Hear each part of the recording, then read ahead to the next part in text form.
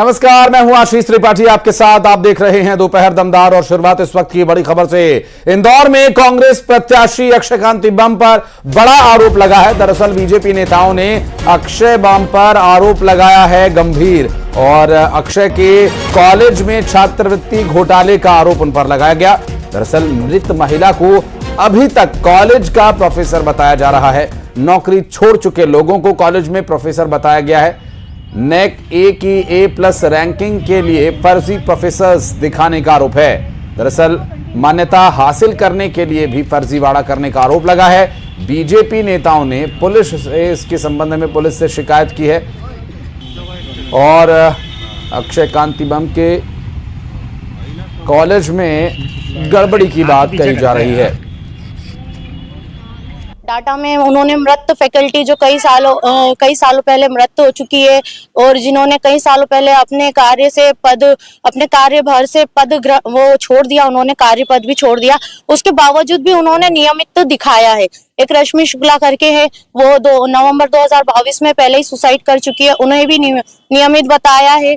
RJ जो कि गुना में है, जो जिनका नाम आशीष कुमार सोनी है, उन्होंने भी काफी समय पहले छोड़ दिया है, उसके बावजूद भी उन्हें नियमित बताया है। उसके साथ ही पूजा राय है, पूजा राय ने भी जॉब छोड़ दी है, वो भी कहीं और शिफ्ट हो चुकी है पुणे में। उसके बाद एक और है नेहा चौहान भी जबलपुर के किसी गांव में शासकीय नौकरी कर रही है। इसके बाद इन्होंने इतनी सारी फर्जीवाड़ा करा है, जिसके खिलाफ आज हम जनहित शिकायत करने आए हैं। कांग्रेस के जो प्रत्याशी अक्षय कांति बम है, उनका एक कॉलेज है, उस कॉलेज में उन्होंने मृत फैकल्टियों को नियमित बताकर उन्होंने ऑटोनॉमस की जो डिग्री हासिल करी है, जो नेक से उन्होंने जो डिग्री हासिल करी, बड़ा कॉलेज बताकर भी फर्जीवाड़ा करा उन्होंने। जो लोग मर चुके हैं उन लोगों की भी वो सैलरी या दर्शाकर, जीवित दर्शाकर वो ले रहे हैं। जो प्रोफेसर उनके यहाँ पहले काम करते थे कई वर्ष पहले, उन लोगों को भी अभी वर्तमान में वो प्रोफेसर दिखाकर उन लोगों की सैलरी दर्शा रहे हैं। कई बहुत बड़ा अनियमितता है उस कॉलेज में चल रही है। और ऐसे जो प्रत्याशी जो खड़े हुए, जो खुद ही इतने घोटालेबाज है, जिन्होंने इतना फर्जीवाड़ा करा, ऐसे प्रत्याशियों का एक तो कांग्रेस पार्टी को ऐसे प्रत्याशियों को बाहर करना चाहिए। और मिथिलेश गुप्ता हमारे सहयोगी जुड़ गए हमारे साथ, उनसे बात करेंगे। मिथिलेश, अभी ये जो कॉलेज में गड़बड़ी की बात कही जा रही है, अनियमितता की बात कही जा रही है, किस तरह की अनियमितताएं अभी तक स्पष्ट तौर पर सामने आ पाई हैं, और इस पर अक्षय कांति बम का भी क्या कोई रिएक्शन आया क्या अब तक? देखिए, अगर पूरा मामले की बात की जाए तो Indore institute of law college, इसके मालिक हैं अक्षय बम, जो इंदौर लोकसभा से चुनाव लड़ रहे हैं, कांग्रेस के प्रत्याशी हैं। बीजेपी के अनुसूचित जाति मोर्चा के अध्यक्ष हैं, हिंद राष्ट्र संगठन के अध्यक्ष हैं राजेश सरोडकर। वो पुलिस कंट्रोल रूम पहुंच कर उन्होंने पुलिस पे लिखित शिकायत दी है कि कुछ लोगों के नाम जो वेबसाइट में दिखाए गए हैं, वो इस वक्त या कि उस इंस्टीट्यूट को छोड़ चुके हैं या उसमें से कईयों की मौत हो चुकी है, लेकिन आज भी उनके नाम दिखाए गए हैं। उनके नाम पर आज भी नेक की जो A+ रैंकिंग होती है, उस रैंकिंग को उन प्रोफेसरों के नाम पे हासिल करके रखा गया है कि उनके यहाँ इतने सारे जो प्रोफेसर हैं उनके पास ये डिग्री है। इस मान्यताओं के आधार पर उन्होंने A+ रैंकिंग ले रखी। दूसरा, उन्होंने टैक्स संबंधित जो वेतन जो दिखाया जाता है, जो उसमें टैक्स रिवर्ट लिया जाता है, उसको भी लेकर उन्होंने दिखाया कि ये आर्थिक अनियमितताओं से भी जुड़ा मामला है। तो जो प्रोफेसर छोड़ चुके हैं, जिनकी मौत हो चुकी है, उनके नाम पर अभी भी वेबसाइट में दर्शाए जा रहे हैं। एक बड़ा फर्जीवाड़ा का आरोप लगाया गया है बीजेपी के द्वारा। कांग्रेस लोकसभा प्रत्याशी को कहा गया कि इन पर धोखाधड़ी का केस दर्ज करना चाहिए। तमाम दस्तावेज जो पेपर हैं वो भी प्रस्तुत किए गए हैं, और हर एक किसी के नाम पे कौन इस वक्त पढ़ा रहा है या जो मर चुके हैं उनकी डेथ सर्टिफिकेट के साथ में, और जो दूसरे लोग किसी और इंस्टीट्यूट में पढ़ा रहे हैं उनके भी दस्तावेज के साथ, यानी एक बड़े साक्ष्य और प्रमाण के साथ में आज बीजेपी ने पुलिस को शिकायत की है, अक्षय बम के खिलाफ शिकायत की है ये मुश्किलें बढ़ सकती हैं। कांग्रेस के लोकसभा जो प्रत्याशी है अक्षय बम, उनके खिलाफ ये बड़े आरोप लगे, गंभीर आरोप लगाए गए और दस्तावेज के साथ लगाए गए। और अगर बात की जाए अक्षय बम की इंदौर में कई सारे कॉलेज हैं, इंस्टीट्यूट है, लेकिन जो उनका कॉलेज है Indore institute of law college, उस लॉ कॉलेज को लेकर ये पूरी शिकायत की गई है। पुलिस ने कहा इस पूरे मामले में इन्वेस्टिगेशन की जाएगी, अगर कोई भी दोषी आता है या कोई भी ऐसा साक्ष्य प्रमाण सामने साबित होते हैं तो उसके खिलाफ में केस भी दर्ज किया जाएगा। लेकिन कहीं ना कहीं से कांग्रेस के लिए एक बड़ी चुनौती है, कॉलेज से कहीं ना कहीं मुश्किलें बढ़ती नजर आ रही है, क्योंकि उनके लोकसभा प्रत्याशी अक्षय बम के खिलाफ बीजेपी ने मोर्चा खोल दिया है। एक बड़ी बिल्कुल नजर आप बनाए रखिएगा, आगे डिटेल्स आपसे लेंगे। बहुत शुक्रिया फिलहाल इस पूरे मामले पर जानकारी के लिए। और डिंडोरी से एक हादसे की खबर सामने है, जहां यात्रियों से भरी हुई बस पलट गई। अनियंत्रित होकर यात्रियों से भरी हुई ये बस पलट गई। 24 यात्रियों के घायल होने की जानकारी है।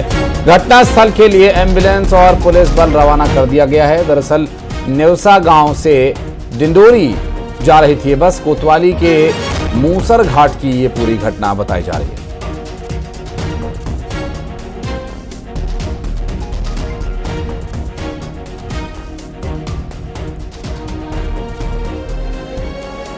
तो हादसे के बाद की कुछ तस्वीरें सामने आई डिंडोरी से, जहां अब देखिए कि घायलों को अस्पताल ले जाया जा रहा है। डिंडोरी में हुए इस हादसे के बाद की स्थिति क्या थी, आप तस्वीरें देखकर अंदाजा लगा सकते हैं। आपको बता दें कि इस पूरे मामले में 24 यात्रियों की घायल होने की जानकारी मिल रही है, जिन्हें पुलिस की सहायता से, एम्बुलेंस की सहायता से अस्पताल पहुंचाया गया। कृष्णा साहू हमारे सहयोगी जुड़ गए। कृष्णा, क्या डिटेल्स मिल पा रही है, कैसे ये हादसा हुआ और क्या है जानकारी?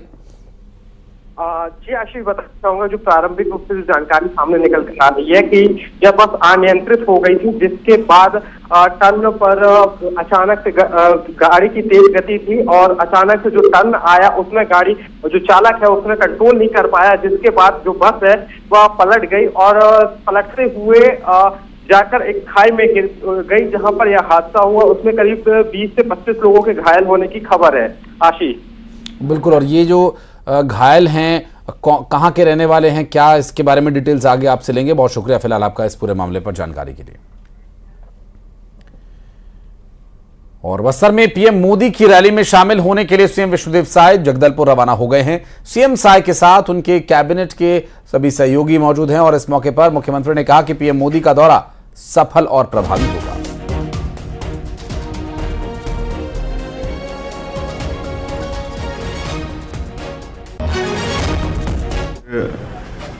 बस्तर लोकसभा क्षेत्र के नारायणपुर आमाबाल में हमारे देश के यशस्वी प्रधानमंत्री श्री नरेंद्र मोदी जी का विजय संकल्प रैली है, जिसमें हम सभी लोग जा रहे हैं। हमारे दोनों डिप्टी सीएम श्री अरुण साव जी, श्री विजय शर्मा जी भी जा रहे हैं और बहुत प्रभावी रहेगा। आज छत्तीसगढ़ की जनता का विश्वास देश के यशस्वी प्रधानमंत्री पर है, सब विश्वास करते हैं। और प्रधानमंत्री नरेंद्र मोदी का चुनावी दौरा बस्तर की मां दंतेश्वरी की धरती पर हो रहा है। उत्साह का वातावरण है। सभा का प्रभाव छत्तीसगढ़ के आसपास के राज्यों तक पर पड़ेगा, ऐसा कहा जा रहा है। बस्तर में 5 साल पहले की हार बीती बात, अभी कांग्रेस के उम्मीदवार पर घोटाले का आरोप लगाया जा रहा है और ईडी के चार्जशीट में मंत्रियों को पैसे मिलने की बात। बघेल सरकार में लखमा ने एक भी काम बस्तर में नहीं किया।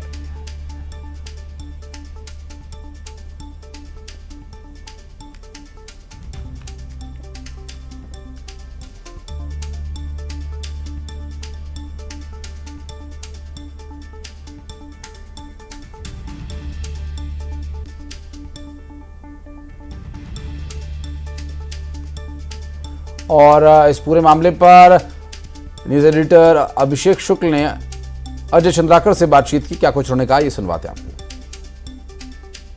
प्रधानमंत्री नरेंद्र मोदी का बस्तर दौरा होना है और इसके लिए बीजेपी ने बड़ी तैयारी कर रखी है। बस्तर से चुनावी शंखनाद होगा। हमारे साथ विधायक पूर्व मंत्री अजय चंद्राकर जी हैं। अजय जी, प्रधानमंत्री का दौरा और छत्तीसगढ़ दौरे की एक तरीके से शुरुआत, शंखनाद, कैसे और कितना उत्साहित है इस दौरे को लेकर? प्रधानमंत्री जी का पहला चुनावी दौरा हो रहा है छत्तीसगढ़ से, बस्तर की माई दंतेश्वरी की भूमि से हो रहा है। तो आप चलकर देखिए, उत्साह का वातावरण है और जन सैलाब आज दिखेगा आपको। और आज की जो सभा होगी उसका प्रभाव छत्तीसगढ़ के साथ साथ 11 सीटों के साथ साथ आसपास के राज्यों के भी जो 4-5 राज्य जुड़े हुए हैं उन पर भी प्रभाव पड़ेगा। बस्तर पिछली बार आप लोग नहीं जीत पाए थे, ऐसे में क्या उम्मीदें, क्या रणनीति है?